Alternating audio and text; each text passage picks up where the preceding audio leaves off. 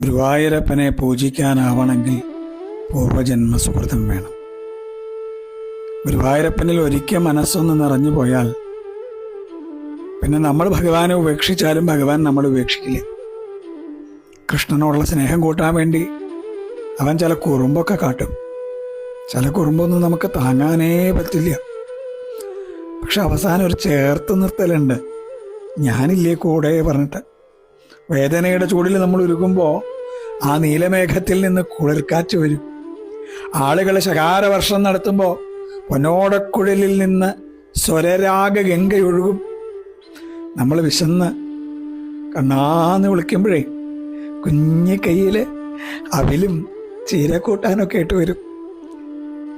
നമ്മൾ വല്ലാതെ തളർന്ന് വീഴാൻ പോകുമ്പോൾ നമ്മളെ മാറോട് ചേർക്കും, ഞാനില്ലേ കൂടെ ചോദിക്കും. കൃഷ്ണ ഗുരുവായൂരപ്പ.